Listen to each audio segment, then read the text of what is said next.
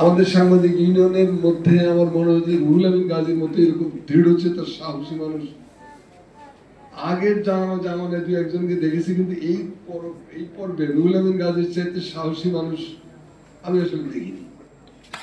আমরা সাংবাদিকতার ইতিহাস যখন লিখব, আমরা যখন সাংবাদিকদের শৌর্য বীর্য নিয়ে কথা বলবো, তাদের অহংকার নিয়ে কথা বলবো, তখন নিশ্চয়ই রুহুল আমিন গাজীর নামটা উজ্জ্বল ভাবে সেখানে প্রতিভাত হবে। অনেক স্মৃতি, অনেক কথা।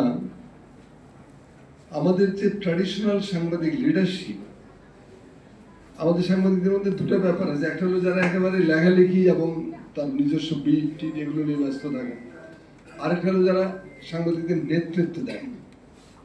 এই নেতৃত্ব দেওয়ার যে আমাদের ট্র্যাডিশনাল ইতিহাস, সেই আদিকাল থেকে শুরু যদি করা যায়, কেজি মোস্তফা ছিলেন, নির্মল সেন ছিলেন, কামাল লোহানী ছিলেন, আনোয়ার জাহিদ ভাই ছিলেন, আহমেদ হুমায়ুনের নাম এখানে উচ্চারিত, জাহিদুর রহমান মিলন, রিয়াজ ভাই, গিয়াস ভাই, এই যে ট্র্যাডিশনাল যে লাইন, একেবারে আপনার সেই পাকিস্তান আমল থেকে শুরু করে এই ট্র্যাডিশনাল লাইনের একেবারে শেষ প্রান্তের শেষ প্রতিনিধি ছিলেন রুহুল আমিন গাজী।